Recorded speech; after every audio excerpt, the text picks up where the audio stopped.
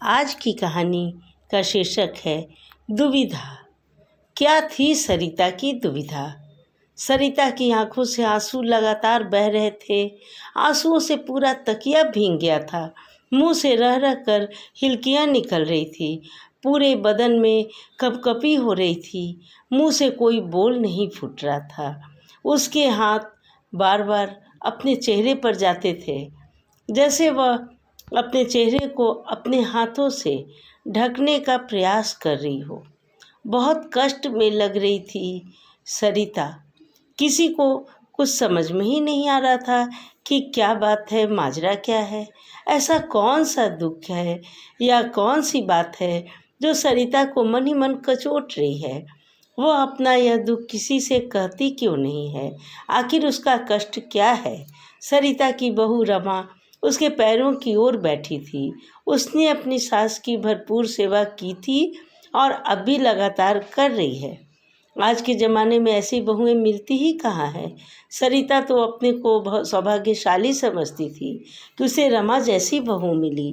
सरिता की बेटी निशा उसका सिर लगातार सहलाए जा रही थी और सांत्वना दे रही थी। मम्मा, आप चिंता मत करो, आप बिल्कुल ठीक हो जाओगी। पापा है ना, वो सब संभाल लेंगे। वो दुनिया के सबसे अच्छे पापा हैं। उनके रहते आपको कुछ भी नहीं होगा। सरिता इसी बात से तो परेशान थी। वह भी जानती थी कि उसके पति सौरभ जैसा कोई आदमी हो भी नहीं सकता है, लेकिन वह अपनी ज़िंदगी के उन क्रूर क्षणों को कैसे भूल सकती है जब नियति के क्रूर हाथों ने उसका पहला प्यार, पहले पति गिरीश को शादी के महज 5 साल बाद ही छीन लिया था। कितना प्यार करते थे गिरीश। उसे यह याद नहीं है कि कभी गिरीश ने दुख भी दिया हो, कोई शिकायत का मौका दिया हो। भगवान उस पर इतना मेहरबान होगा, उसने कभी सोचा नहीं था। वह अपनी छोटी सी ज़िंदगी में बहुत ही खुश थी। तब निशा 2 साल की थी। लगता है उसकी खुद की नज़र लग गई उसकी ज़िंदगी को। तभी एक दिन खबर आई जिसकी कल्पना मात्र से ही वह सिहर उठी थी। गिरीश मोटरसाइकिल से अपने ऑफिस जा रहे थे। पीछे से एक ट्रॉली ने उन्हें कुचल दिया। उस दुर्दिन को वह कैसे भूल सकती है भला। उस एक घटना से उसकी हंसती खेलती जिंदगी तबाह हो गई थी और गोद आंसुओं से भर गई थी। वह निशा को अपनी बाहों में भरकर न जाने कब तक रोती रही। बेचारी 2 साल की छोटी सी बच्ची निशा समझ भी नहीं पा रही थी कि उसकी मम्मा क्यों रो रही है। मम्मा को रोते देखकर वह भी ज़ोर ज़ोर से रोने लगी थी। साल भर के बाद उसके ससुराल वाले, पीहर वाले, दोनों ही परिवार के लोग उस पर दूसरी शादी का दबाव बनाने लगे। मगर सरिता गिरीश की यादों की छाँव में ही शेष जीवन गुजारना चाहती थी। उसके मन मंदिर का देवता गिरीश था, जिसे वह दिलो जान से पूजा करती थी। उसमें अब किसी और की प्रतिमा की स्थापना नहीं हो सकती। वह यह बात भली भांति जानती थी। उसने इस बात को दोनों घर वालों को भी बता दिया था, मगर निशा के भविष्य का वास्ता देकर और जमाने की निष्ठुरता का हवाला देकर उसे शादी के लिए बाध्य किया जा रहा था। तभी सौरभ के घर वालों की ओर से शादी का प्रस्ताव आया। सौरभ सिविल इंजीनियर था।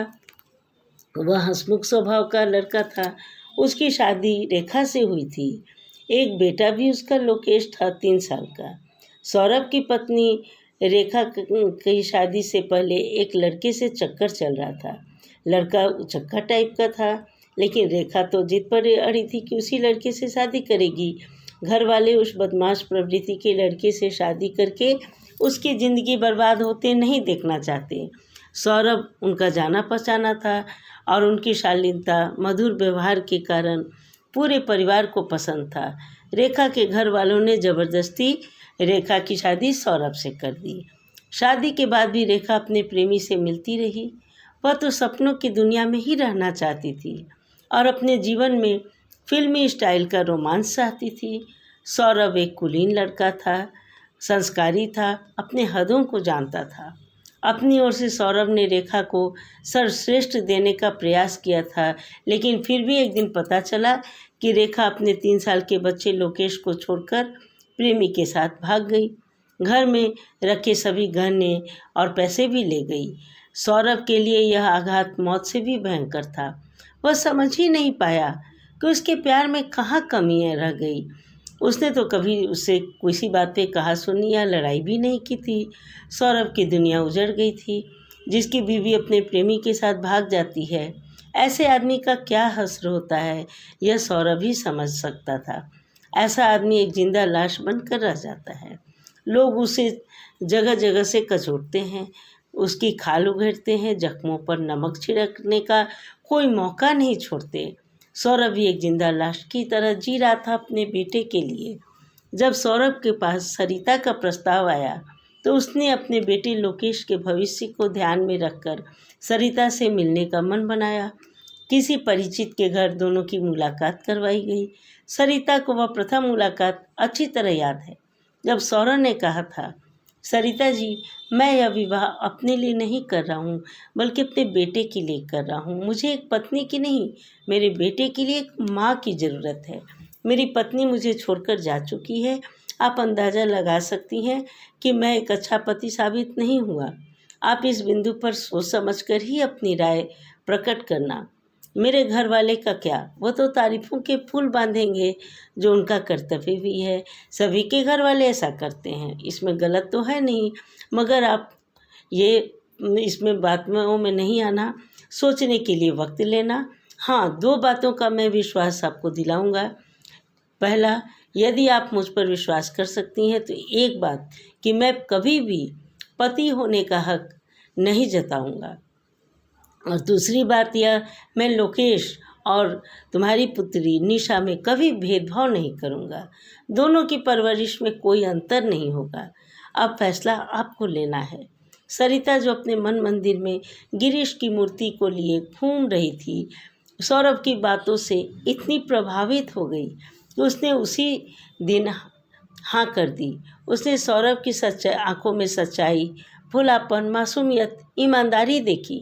उसे लगा निशा को एक पिता की छत्रछाया मिल जाएगी और सौरभ पति होने का कभी हक भी नहीं जताएगा। यह बात तो उसके मन को छू गई। दोनों की शादी हो गई। दोनों बच्चों को अब मम्मी और पापा दोनों का प्यार मिल गया। सरिता शुरू शुरू में सहमी सहमी रहती और संकोच भी करती, लेकिन सौरभ के निर्मल व्यवहार ने सारी शंकाएं निर्मूल कर दी। धीरे धीरे सरिता के मन में सौरभ के लिए प्यार उमड़ने लगा। वह अपने दोनों बच्चों पर भरपूर ममत्व लुटा रही थी। दोनों बच्चे उसी के साथ सोते थे। दोनों की शादी को 5 साल हो गए। एक दिन सौरभ अपने कमरे में सोने के लिए गया तो वहाँ पर बिस्तर नहीं लगा देखकर उसका माथा ठनका। भूल गई होगी, यह सोचकर खुद ही बिस्तर लगाने लगा। सरिता पीछे ही खड़ी थी, लपक कर सामने आई और बिस्तर छीन लिया। आज से आप यहाँ नहीं सोएंगे, अब इस कमरे में लोकेश और निशा सोएंगे। देखते नहीं कितने बड़े हो गए दोनों। लोकेश 8 साल के और निशा 7 साल की। अब ये दोनों अलग सो सकते हैं। अचानक सौरभ को लगा कि यह बात उसके दिमाग में क्यों नहीं आई। सरिता कितना ध्यान रखती है लोकेश का। ऐसा कहीं से भी नहीं लगता कि यह सौतेली माँ है। पहले तो वह भी शंकित था एक सौतेली माँ को घर में लाकर, मगर जिस तरह से सरिता ने लोकेश को अपने बेटे से भी बढ़कर प्यार दिया, उसका सारा डर जाता रहा। वह भी निशा को अपनी बेटी की तरह ही प्यार करता था। दोनों बच्चे भाई बहन की तरह हिलमिल कर रहते थे। अरे हाँ, मैं तो भूल ही गया था। देखा कितना भुलक्कड़ हो गया हूँ आजकल। ठीक है, दोनों बच्चे इस कमरे में सो जाएंगे और मैं अपना बिस्तर बाहर बरामदे में लगा देता हूँ। और वह अपना बिस्तर बाहर ले जाने लगा। सरिता उसके सामने इस तरह खड़ी हो गई कि वह चाह कर भी बाहर नहीं जा सकता था। सौरभ की आंखों में सीधे झांकते हुए सरिता बोली, आपने हमें वचन दिया था कि आप कभी अपने पति होने का हक नहीं जताएंगे, मगर हमने तो कभी वादा नहीं किया कि हम कभी पत्नी होने का हक छोड़ेंगे। और सरिता एक अर्थपूर्ण मुस्कान के साथ सौरभ के गले लग गई। उस दिन वे दोनों मुकम्मल पति पत्नी बने थे। दिन बीतते रहे, बच्चे बड़े होते रहे। श्राद्ध पक्ष में सरिता गिरीश का श्राद्ध भी रखती थी। सौरभ ने न कभी इतराज जताया और न गिरीश के लिए कभी अपशब्द कहे, बल्कि जब भी गिरीश के बारे में कहीं से कुछ सुनने को मिलता वह प्रशंसा में उसके 4 चांद लगाकर ही बोलता था। सरिता के दिल में बैठी गिरीश की मूर्ति अब हिलने लगी। एक दिन वह आईने के सामने आई तो उसे महसूस हुआ कि उसके दिल में कोई दूसरी मूर्ति बैठी हुई है।